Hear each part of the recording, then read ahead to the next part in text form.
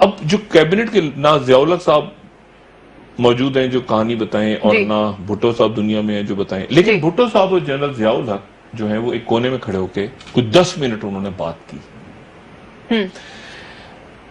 اس سے ایک رات پہلے یعنی 3 جولائی کو ہی جب پی این اے کے ساتھ ڈائیلاگ تھا، اس کے بعد رات کو 1 بجے رات کو امریکی سفیر کی ملاقات ہوئی تھی بھٹو صاحب سے، جس کی کوئی ڈیٹیل سامنے نہیں ہے، 1 on 1 جی. اور کہتے یہ ہیں امریکن پیپرز یا باقی جو ان کی کتابیں ہیں وہ کہتے ہیں کہ امریکن ایمبیسیڈر نے بھٹو صاحب کو 3 جولائی کی رات کو کہا تھا کہ سر ٹیک اوور کے چانسز ہیں، اشاروں کرایوں میں. تو بھٹو صاحب نے اس کو یہ سمجھا، بھٹو صاحب نے اس طرح لیا کہ امریکہ تو دھمکیاں لگاتا رہتا ہے، بھٹو صاحب کے تو پیچھے لگے ہوئے تھے امریکنز، سفید ہاتھی اور یہ جو بھی معاملات تھے. تو بھٹو صاحب نے، لیکن 4 جولائی کو جب کیبنٹ کا اجلاس ختم ہوا تو بھٹو صاحب جنرل ضیاء الحق کے ساتھ کونے میں کھڑے تھے 10 منٹ کے لیے. عام تاثر یہ کہ بھٹو صاحب ڈسکس کر رہے تھے وہاں پہ کہ امریکن ایمبیسیڈر نے کیا بات کی ہے، اور جنرل ضیاء الحق خاموشی سے سر جھکا کے سن رہے تھے. 4 جولائی کی کیبنٹ میٹنگ ختم ہو گئی. کیبنٹ میٹنگ ختم ہوئی، کوئی فیصلہ نہیں ہو سکا. اس کے بعد یہ ہوا کہ سب چلے گئے اپنے اپنے گھروں کو سب چلے گئے. جتوئی صاحب اور کھر صاحب، مصطفیٰ کھر اور باقی لوگ، اب کچھ حیات بھی ہیں لوگ، اگر ممتاز بھٹو، یہ سب گھر چلے گئے. اگر کوئی اس کو کریکٹ کرنا چاہے، جتنی میں نے ہسٹری تھوڑی بہت سمجھی ہے، سب اپنے اپنے گھروں کو چلے گئے.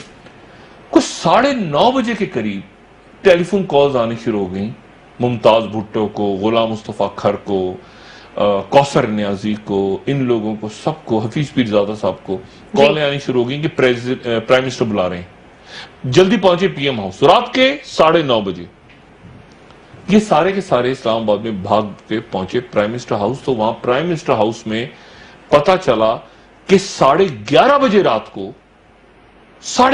رات کو بھٹو صاحب پریس کانفرنس کرنے جا رہے ہیں. بھٹو صاحب نے پریس کانفرنس کی اور پریس کانفرنس میں کہا کہ میرے پاس پی این اے کے لوگ آئے تھے.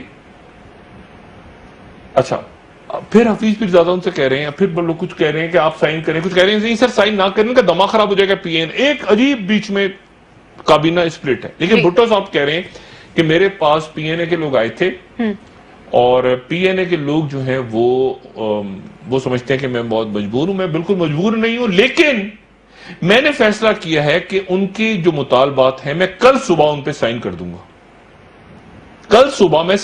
گا. لیکن اسے میری مجبوری نہ سمجھا جائے، میں مجبور بالکل بھی نہیں ہوں، لیکن میں کل صبح، وہ کیبنٹ میرا فیصلہ نہیں کر سکی، لیکن میں کل صبح اس پہ سائن کر دوں گا.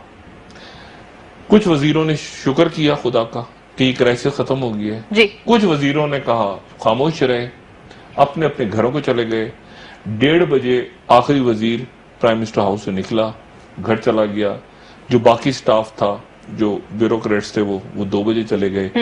2:30 بجے رات کے فوج نے پرائم منسٹر ہاؤس پہ قبضہ کر لیا اور مارشل لا ڈکلیئر ہو گیا. اور اس کے کوئی بتایا جاتا ہے کہ کوئی 20 منٹ کے بعد ایک ٹیلی فون انہوں نے اٹھایا، میجر امتیاز سے بات کراؤ، دوسرے سے کہا، تیسرے، پھر بھٹو صاحب نے جو بات کی جنرل ضیاء الحق صاحب سے، تو بھٹو صاحب نے کہا کہ یہ بتاؤ کہ انہوں نے کہا سر بڑا افسوس ہے مگر یہ کرنا پڑا. انہوں نے کہا میری فیملی کدھر ہے؟ انہوں نے کہا فیملی سر آپ بتائیں کیا کرنا ہے فیملی کا؟ انہوں نے کہا کہ مری آپشن ہے، لاڑکانہ آپشن ہے، کراچی آپشن ہے، کہاں جانا چاہتے ہیں؟ تو بھٹو صاحب نے کہا مری جانا چاہتے ہیں. تو جنرل ضیاء الحق نے کہا کہ نہیں، آپ اور بیگم صاحبہ مری چلے جائیں اور بچے جو ہیں ان کو ہم لاڑکانہ بھیج رہے ہیں. بھٹو صاحب نے غالباً پھر انسسٹ کیا، یہ کیا بات ہوئی، لیکن پھر مری ڈیسائیڈ. بات یہ ہے کہ یہ کوئی 5 جولائی کا واقعہ میں نہیں دہرا رہا اس وقت، اور اللہ نہ، اور ہوگا بھی نہیں، ایسا نہیں ہوگا کبھی. فوج نہ دنیا کے حالات اجازت دے